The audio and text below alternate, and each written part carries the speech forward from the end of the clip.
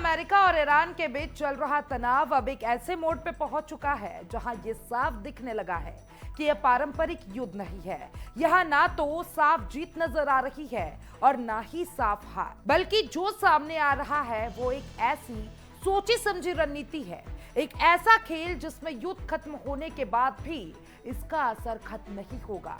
28 फरवरी से शुरू हुआ ये टकराव अब निर्णायक स्थिति में पहुंच चुका है, लेकिन सबसे चौंकाने वाली बात यह है कि डोनाल्ड ट्रंप बिना किसी बड़े शांति समझौते के भी इस युद्ध को खत्म करने का फैसला ले सकते हैं।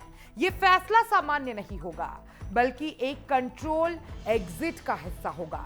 इसका मतलब है कि अमेरिका युद्ध को अचानक रोक देगा, लेकिन मिडिल ईस्ट में तनाव और अस्थिरता को बनाए भी रखेगा। अब सवाल यह उठता है कि अमेरिका ऐसा क्यों करेगा? इसका जवाब छिपा है हथियारों के बाजार में। जी हाँ, अमेरिका दुनिया का सबसे बड़ा हथियार निर्यातक है। जब भी किसी क्षेत्र में अस्थिरता बढ़ती है तो वहां के देश अपनी सुरक्षा को लेकर ज्यादा चिंतित हो जाते हैं। यही चिंता उन्हें अपने रक्षा बजट को बढ़ाने और आधुनिक हथियार खरीदने के लिए मजबूर करती है। अगर मिडिल ईस्ट में पूरी तरीके से शांति हो जाती है तो अरब देशों को बड़े पैमाने पर हथियार खरीदने की जरूरत नहीं पड़ेगी, लेकिन अगर तनाव बढ़ता रहेगा तो छोटे हमले होते रहे, प्रॉक्सी वॉर चलता रहे, तो वे लगातार सुरक्षा पर खर्चा करते रहेंगे। यही वो बिंदु है जहां अमेरिका को सबसे ज्यादा फायदा होता है। अमेरिका की ओर से यह संदेश दिया जा रहा है कि उसने ईरान के न्यूक्लियर ठिकानों को भारी नुकसान पहुंचाया है। यह भी कहा जा रहा है कि महत्वपूर्ण परमाणु सामग्री नष्ट हो चुका है और ईरान की ताकत को कमजोर कर दिया गया है। अब इन दावों के जरिए व्हाइट हाउस इस युद्ध को एक सफल ऑपरेशन के रूप में पेश करना चाहता है, लेकिन जमीनी सच्चाई कुछ और ही कहानी बता रही है। ईरान की सैन्य ताकत और उसका प्रॉक्सी नेटवर्क अब भी सक्रिय है। खासकर होर्मुज स्ट्रीट पर उनका प्रभाव बरकरार है।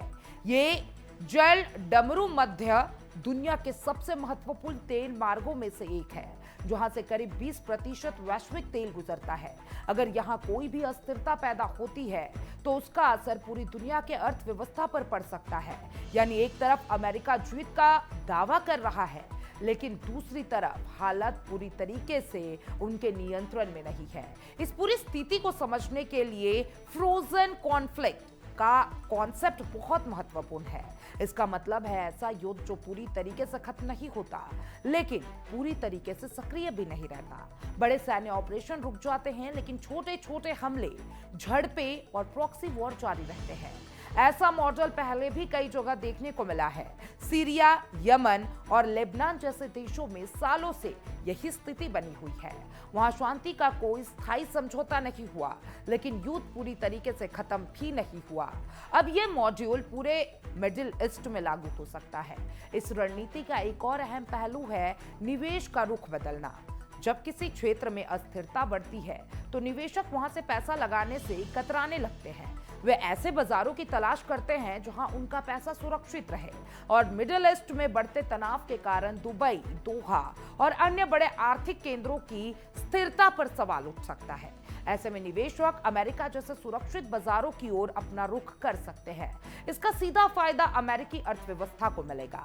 इसी बीच डोनाल्ड ट्रंप ने मिडिल ईस्ट के कई अहम देशों यानी कि सऊदी अरब, यूएई और कतर का दौरा भी किया, और इन दौरे में उनका भव्य स्वागत हुआ और ये साफ हो गया कि अमेरिका इन देशों के साथ अपने संबंधों को और मजबूत करना चाहता है। इन देशों के पास अपार धन है और वे अपनी सुरक्षा को लेकर चिंतित भी है। यही कारण है कि वे अमेरिका के लिए एक बड़े हथियार बाजार के रूप में उभर सकते हैं। ईरान का खतरा इस पूरी रणनीति का केंद्र है। जब तक ईरान का प्रभाव बना रहेगा तब तक मिडिल ईस्ट में असुरक्षा बनी रहेगी, और जब असुरक्षा बनी रहेगी तो हथियारों की मांग भी बनी रहेगी। इसी कारण से मिडिल ईस्ट में नए रणनीति गठजोड़ भी बनते दिखाई दे रहे हैं। अरब देश अब इजराइल के साथ अपने रिश्ते को मजबूत करने की दिशा में बढ़ सकते हैं। पहले जहां इजराइल और कई अरब देशों के बीच दूरी थी, अब वहां सहयोग बढ़ रहा है। ईरान को एक साझा खतरे के रूप में देखा जा रहा है जो इन देशों को एक साथ ला सकता है। इस पूरे परिदृश्य में बेंजामिन नेतन्याहू की भूमिका भी महत्वपूर्ण होती जा रही है। उन्होंने एक वैकल्पिक व्यापार मार्ग का प्रस्ताव दिया है जो होर्मुज स्ट्रीट पर निर्भरता को कम कर सकता है।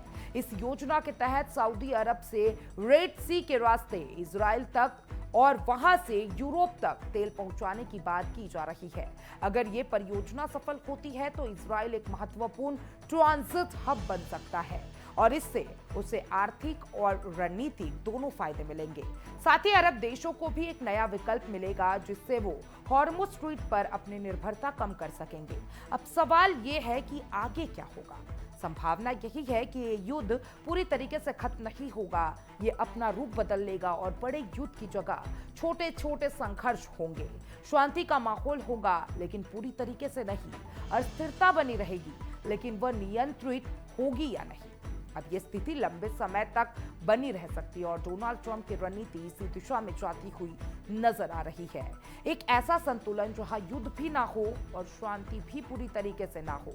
इसी संतुलन में अमेरिका को आर्थिक, राजनीति और रणनीति तीनों तरीके से फायदा मिल सकता है, लेकिन इस रणनीति के जोखिम भी नहीं है।